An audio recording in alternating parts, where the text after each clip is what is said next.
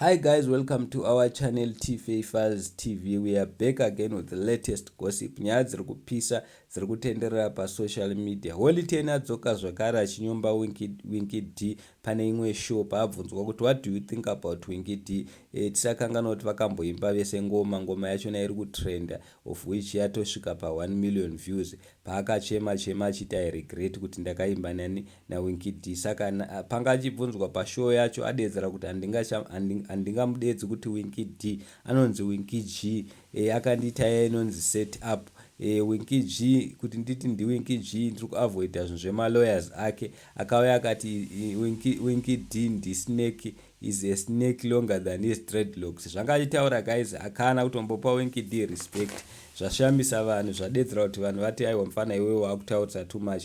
Mumwe munawe akauya akati samatama nxa Ten uri wekumama iwewe. Mumwe munhu akati you have lost a fan because of this. I used to be an admirer of the name Ten, but now I can't anymore. I can't uri bhosvo. Mumwe munhu akati hurumende batai mufana uyu ane madrugs, nekuti pane video riri kutotenderera pasocial media. Unotongoona wega kuti munhu akarohwa uyu. Hatinyazozivi kuti chii chaizvo chakamudhaka. Mumwe munhu akati zviriko here izvi? Anyway, what exactly does your partner benefit from being in a relationship with you? Mumwe munhu akati okay, it's official, I no longer like Ten ever. Mumwe munhu akaseka akati kikiki zvanzi ndiWinky G. Mumwe munhu akati zidofo rekuzaka. Mumwe munhu akati saka munhu uyu akuti Winky D inyoka, iye ndiye nyoka. Mumwe munhu akati iwe mfana iwewe usakangana kuti ndozvakamboitwa naRay Vines.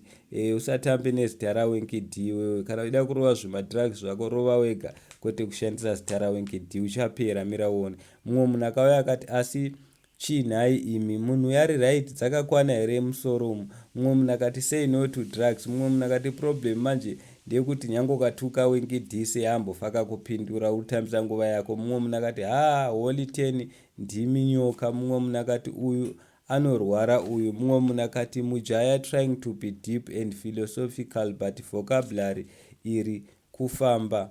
Let's pray for him. Anenge asi story right munhu uyu. Mumwe munhu akati as much as I am a big fan, he now needs to be managed because anenge ari kurasa uyu munhu. Mumwe munhu akati when maturity meets with pride. Mumwe munhu akati I just deleted his music. Mumwe munhu akati ini Judas Iscariot ndomuziva.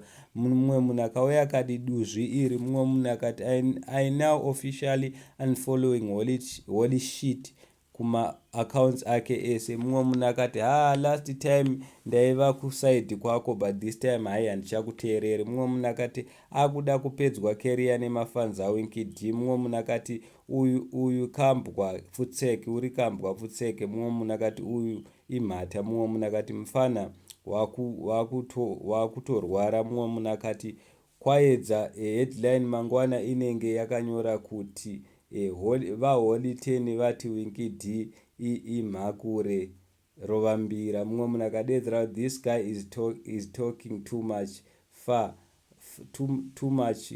Akufarisa chaiko, ndokunonzi kufarisa chaiko. So ndonyaya yakataura nayo guys. Ten anenge ari kungonyomba Winky D achienderera mberi. Hatizivi kuti akatembei, kuti ari kumbotembei. Ndozvinhu zvokushamisa vanhu kuti pride yake ngadzikame. Kana iye achigona hatinazvo basa nazvo, but zvaakuita izvi. Saka vanhu vakawanda vadedzera kuti we are now unfollowing you.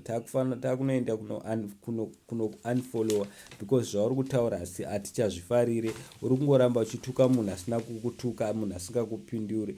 Asi uri kubhadharwa here neZANU-PF. Pataurwa zvinhu zvakawanda zvakasiyana siyana. Vanhu vadedzera kuti asi ZANU-PF yakakudza kuti unofanirwa kumunyomba here Winky D umutuke kuitira kuti ubhadhare chikwereti panyaya yekuti zviri kunza ndi Ten akaimba naWinky D ngoma yepolitic, of which guys vanhu vadedzera kuti aiwa hapana ngoma yepolitic apa. Munhu akangoimba ngoma iri simple besides zvinhu zvepolitic. Imimi mune jealousy. Munhu anofanira kuimba achitaura zvinhu zviri kuitika munyika. Saka imi muri kuti kudii. Saka ndonyaya iripo. Vanhu vadedzera kuti Ten maturity yake ndo iri kuleka, yasangana nepride. Ari kukanganwa zvese izvi kuti Winky D akatanga kuimba iye asati azvarwa. So guys, thank you so much. Don't forget to subscribe to our channel. I'm out.